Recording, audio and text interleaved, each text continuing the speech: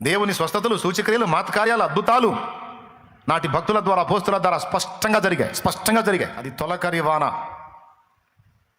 అర్థమైందా? ఆ వాన పడ్డప్పుడు విత్తనాలు నాటబడతాయి, మొలకెత్తుతాయి అన్నమాట. ఇక అది ఏపుగా పెరగటానికి మధ్యలో చిరుజల్లులు పడుతుంటాయి. తొలకరి వాన, కడవరి వాన, మధ్యలో చిరుజల్లులు, జల్లులు, అప్పుడు ఒక జల్లు, అప్పుడు పడతా ఉంటుంది. అర్థమైందా? ఇప్పుడు తొలకరి వాన అయిపోయింది. అపోస్తలుల కార్యముల్లో విస్తారంగా ఆత్మల రక్షణ కార్యం జరిగింది. అంతటితో అయిపోలా. భవిష్యత్తులో, సమీప భవిష్యత్తులో మళ్ళీ కడవరి వాన గురవబోతుంది. అది గుర్తుపెట్టుకోవాల్సింది. ఇది సంఘ భవిష్యత్తు. ఎంతమందికి అర్థమవుతుంది? మనలో మనమాట. అర్థమైతే చేతులు ఎత్తండి. చాలా సంతోషం, అందరికి అర్థమవుతుంది. ఎంత డెవలప్ అయ్యారండి మీరు. ఇప్పుడు అక్కడొక సంఘం మీద చిరుజల్లులు గురుస్తున్నాయి. ఏ సంఘం మీద చిరుజల్లులు గురుస్తున్నాయి? ఆ సంఘములో ఆత్మల రక్షణ కార్యం, దేవుని కార్యాలు, పరిచర్య విస్తృతి అనేక సంఘములుగా వ్యాపించుట అనేవి జరుగుతున్నాయి. ఎక్కడెక్కడ ఏ సంఘం మీద ఆ జల్లులు పడుతున్నాయో ఆ సంఘములో ఈ అభివృద్ధి అనేది కనపడుతుంది దేవుని కృపను బట్టి. అందులో ఇది కూడా ఒకటి ఉంది, తండ్రి సన్నిధి కూడా. అనేక సంఘములు ఉండొచ్చు, అందులో ఇది కూడా ఒకటి. దేవుని కృపను బట్టి మనకు కూడా ఆ కృప ఇవ్వబడింది, అభిషేకం మన మీద కూడా కుమరించబడింది. ఇది దేవుని వాక్యం, దేవుని ప్రవచనం. ఇది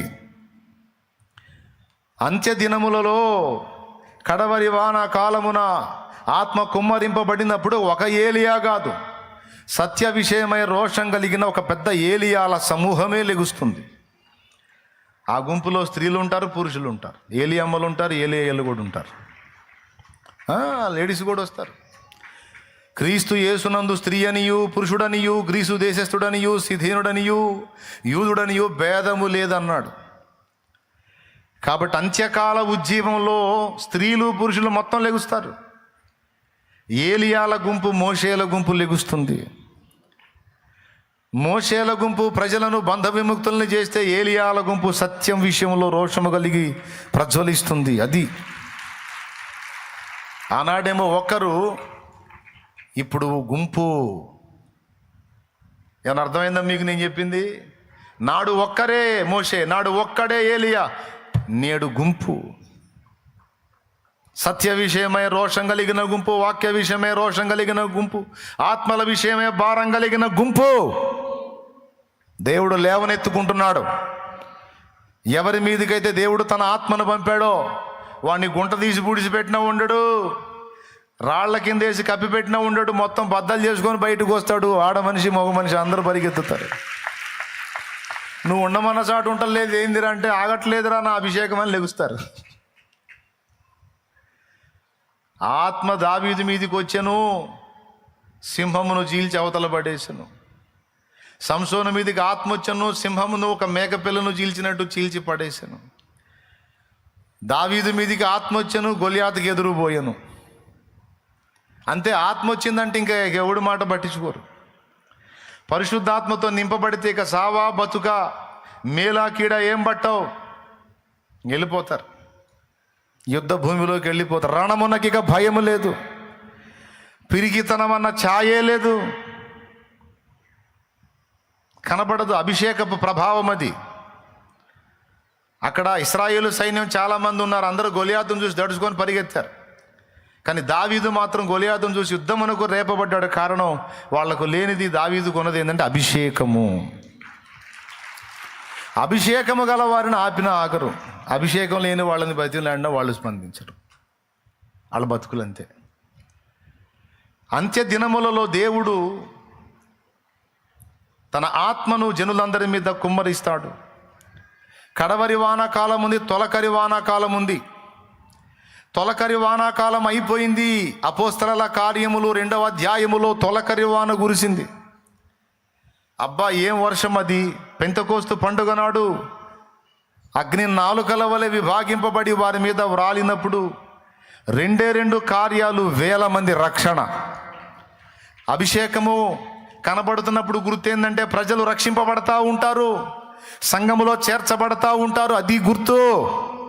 ఆత్మ కలిగిన సంఘమునకు, అభిషేకం కలిగిన సంఘమునకు, దేవుడు కదులుతున్న సంఘమునకు గుర్తు ఏమిటంటే విస్తారమైన ఆత్మల రక్షణ కార్యం జరుగుతూ ఉంటది.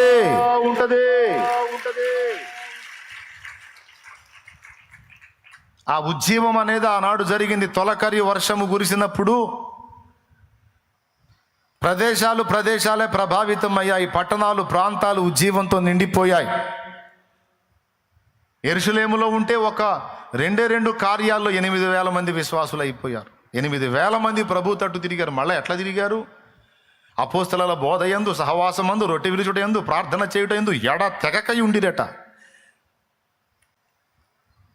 దేవుని స్వస్థతలు, సూచక్రియలు, మాత్కార్యాలు, అద్భుతాలు నాటి భక్తుల ద్వారా, అపోస్తలుల ద్వారా స్పష్టంగా జరిగాయి. అది తొలకరి వాన. అర్థమైందా? ఆ వాన పడ్డప్పుడు విత్తనాలు నాటబడతాయి, మొలకెత్తుతాయి అన్నమాట. ఇక అది ఏపుగా పెరగటానికి మధ్యలో చిరుజల్లులు పడుతుంటాయి. తొలకరి వాన, కడవరి వాన, మధ్యలో చిరుజల్లులు, జల్లులు, అప్పుడు ఒక జల్లు, అప్పుడు పడతా ఉంటుంది. అర్థమైందా? ఇప్పుడు తొలకరి వాన అయిపోయింది. అపోస్తలుల కార్యముల్లో విస్తారంగా ఆత్మల రక్షణ కార్యం జరిగింది. అంతటితో అయిపోలా. భవిష్యత్తులో, సమీప భవిష్యత్తులో మళ్ళీ కడవరి వాన కురవబోతుంది. అది గుర్తుపెట్టుకోవాల్సింది. ఇది సంఘ భవిష్యత్తు. ఎంతమందికి అర్థమవుతుంది? మనలో మన మాట అర్థమైతే చేతులు ఎత్తండి. చాలా సంతోషం. అందరికి అర్థమవుతుంది. ఎంత డెవలప్ అయ్యారండి మీరు. ఇప్పుడు అక్కడొక సంఘం మీద చిరుజల్లులు కురుస్తున్నాయి. ఏ సంఘం మీద చిరుజల్లులు కురుస్తున్నాయి? ఆ సంఘములో ఆత్మల రక్షణ కార్యము, దేవుని కార్యాలు, పరిచర్య విస్తృతి అనేక సంఘములుగా వ్యాపించుట అనేవి జరుగుతున్నాయి.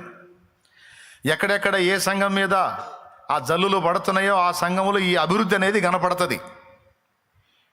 దేవుని కృపను బట్టి అందులో ఇది కూడా ఒకటి ఉంది, తండ్రి సన్నిధి కూడా. అనేక సంఘములు ఉండొచ్చు, అందులో ఇది కూడా ఒకటి. దేవుని కృపను బట్టి మనకు కూడా ఆ కృప ఇవ్వబడింది. ఆ అభిషేకం మన మీద కూడా కుమ్మరించబడింది. ఎందుకంటే అనునిత్యము ఆత్మల రక్షణ కార్యము రక్షింపబడుతున్నటువంటి వ్యక్తులతో, అలాగే అనేక సంఘములుగా వ్యాపించుట, అనేక ప్రదేశములకు వ్యాపించుట, దైవజనులు లేపబడుట, తీతులు, తిమోతిలు, ఎఫప్రాలు, ఎఫప్రొదితులు, అకుల ప్రిస్కిల్లాలు లేపబడుట నాటి సంఘ ఉజ్జీవంలో జరిగింది. ప్రాంతాలు ప్రభావితమయ్యాయి. ఒక ప్రక్క భయంకరమైన వ్యతిరేకత ఎదుర్కొంటానే సంఘము అద్భుతంగా ప్రజ్వలించింది. ప్రతికూలతలు ఎన్నో ఎదుర్కొంటా కూడా సంఘం సవాలుగా నిలిచింది. అది లెక్కకు విస్తరించింది, సంఖ్యలో విస్తరించింది, క్షేమాభివృద్ధి పొందింది, స్పష్టమైన కార్యాలను జరిగించింది నాటి సంఘము. అందుకే 2వ చరణంలో ఆ పదం పెట్టుకున్నా. రాకడ సమయం ఆసన్నమైనది, శక్తితో నన్ను ఆత్మ మూల్గుచున్నది. రాకడ సమయం ఆసన్నమైనది, శక్తితో నన్ను నింపమని ఆత్మ మూల్గుచున్నది. ఆరంభ సంఘములో ప్రారంభమైన అగ్ని, ఆరంభ సంఘములో ప్రారంభమైన అగ్ని అంతకంతకు పెంచి జ్వాలగా మార్చుము తండ్రి, అంతకంతకు పెంచి జ్వాలగా మార్చుము తండ్రి. హల్లెలూయా, హల్లెలూయా, హల్లెలూయా, హల్లెలూయా, హల్లెలూయా, హల్లెలూయా, ఆరాధన. హల్లెలూయా, హల్లెలూయా, ఆరాధన. కురిపించుము దేవా నీ ఆత్మవర్షము, ఫలింతును నీకై నా జీవితాంతము. కురిపించుము దేవా నీ ఆత్మవర్షము, ఫలింతును నీకై నా జీవితాంతము. నాటి సంఘములో దేవుడు కదిలాడు. ఆ సంఘములో ఆత్మల రక్షణ, అద్భుతాలు, సూచక్రియలు, మహత్కార్యాలే కాదు, ఆ సంఘము శ్రమలను కూడా ఎదుర్కొంది. ఆ సంఘము అన్ని విధముల దాడులను ఎదుర్కొంది. భక్తుల మీదికి అభిషేకం వచ్చినప్పుడు భక్తులు దాడులను ఎదుర్కొన్నారు, శోధనలను ఎదుర్కొన్నారు.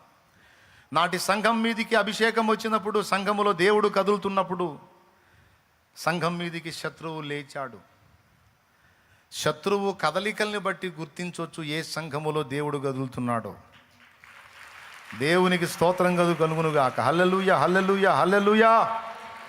ఎక్కడ ఉజ్జీవం పుడుతుందో, ఎక్కడ అగ్ని రగులుతుందో శత్రువు కదలికల్ని బట్టి మనం గుర్తుపట్టవచ్చు. అర్థమైందా? శత్రువుకి, సైతానుకి తలనొప్పి లేకపోతే సంఘం జోలికి రాడు. వాడికి తలనొప్పిగా పరిణమిస్తేనే వాడు దాన్ని అడ్డుకోవటానికి ప్రయత్నించేది. అయినా వాడి వల్ల ఇద్దా? సైతాన్ వల్ల ఇద్దా? అబ్బే.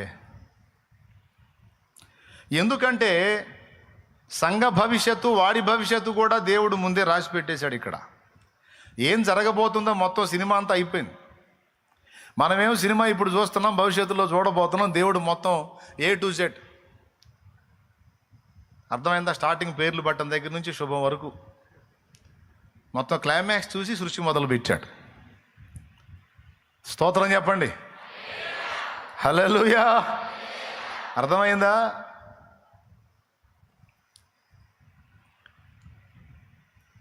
దీన్ని బట్టి ఉజ్జీవాన్ని మనం అంచనా వేయచ్చు, గుర్తుపట్టవచ్చు. అయితే రాబోతున్న రోజులలో తన సంఘం అంతటి మీద, అన్ని సంఘాల మీద దేవుడు తన ఆత్మను కుమ్మరించబోతున్నాడు. అది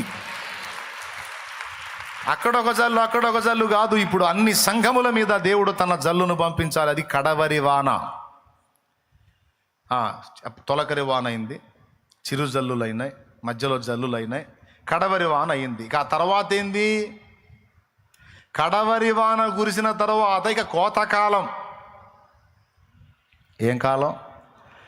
ఆ కోత ఎలా ఉంటుందంటే, అది నేను చెబుతుంది, సంఘము పరిపూర్ణత చెందుతుంది, క్షేమం పొందుతుంది అని రెండే కదా, లెక్కించలేనంత రీతిలో విస్తరిస్తుంది అనే మాట నేను చెప్పాను కదా.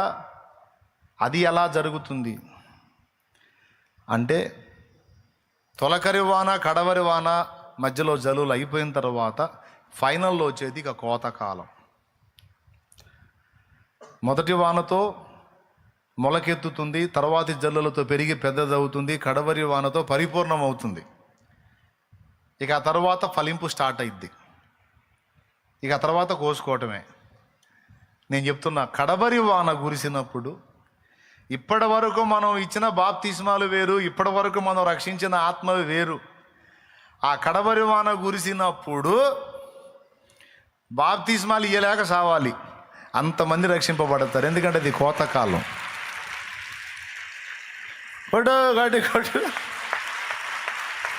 హల్లెలూయా, హల్లెలూయా, హల్లెలూయా, హల్లెలూయా.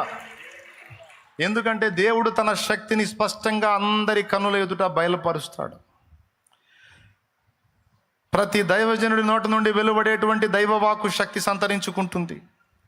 సిద్ధాంత అయోమయం తొలగిపోతుంది, గందరగోళం తొలగిపోతుంది, దైవిక ప్రేమ ప్రవర్తిల్లుతుంది. నాటి ప్రారంభ సంఘములో ఏ విధమైన ఉజ్జీవం వచ్చిందో అంతకు రెట్టించిన ఉజ్జీవము కడవరి దినములలో రాబోతుంది. అది ఇంకా సమీపములోనే ఉంది. అర్థమైందా?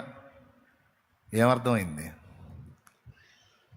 ఇశ్రాయేల్ భవిష్యత్తు అయిపోయింది, ఇప్పుడు సంఘ భవిష్యత్తు చెప్తున్నా.